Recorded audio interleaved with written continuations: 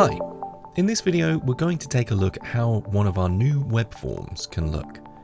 In our example, we're collecting details for a test drive of a Model S Tesla and the details of the drivers. So on our opportunity we have that related list called test drivers, and I'll go and generate the URL using this little test component. Now you can send this via email if you need to, but clicking on that link shows me the entire web form, which is fully responsive. We've also got conditionality. So these three sets of questions here, we've got a pick list, we've got a radio group, and a multi-select pick list. If I change this amount here to 100, you can see I only get one of the questions. If I change it to 200, I get 2 questions. And if I change it to 3, I get 3 questions, and everything above that. So obviously that can be working off logic of, things that are selected in a radio group, in a pick list, in a tick box, or anything else. You can also then have conditionality on bits of text and pictures. So if I change the model of car that I want to schedule a test drive, then it's going to change the picture here and also further down as well. I've also then got some little kind of pictures of different locations that you can find the actual garages, and then we've got this related list. So this is the 3 drivers that are associated, and you can see we've got some missing details. Let's say that Alex was born yesterday, and then we'll say yeah, we've ticked all of those, and actually we want to add a new driver. I'll tick that, I'll fill in their date of birth as well, and I'll say they're interested in the ejector seat.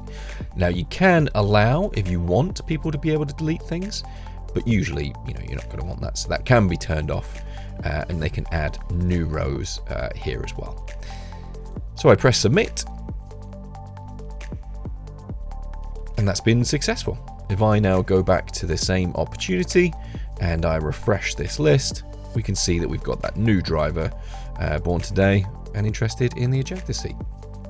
So how do we put this all together? What you want to do is go to the configuration of this .config. So it works in pretty much the same way. You've got your data sources as you would be used to if you've used PDF Butler before, but now it looks a lot different to putting any other .config together. So this is the whole kind of web form layout. So you'd want to set up your data sources here, your kind of main ones, and then for each section here you just choose the data source, and then you choose the field API name. So that's pretty much all you do. You can obviously put custom labels and descriptions kind of top and bottom, but also you can then put your conditionality on. So this one, for instance, this multi-select checkbox, let's see what the condition is here. So just pop this out. What you do is you say amount is, always get this the wrong way around, amount is less than 300, bigger than 300.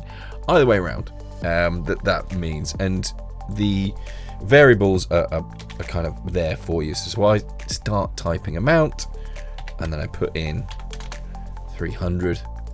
That's going to work. And there's a whole, I only put 30 there. Let's put 300. There we go.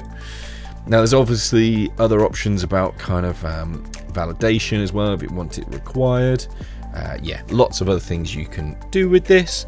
And then that related list exists like this. You just drag the fields from the related list that you need in here, and that's going to repeat for each of the rows.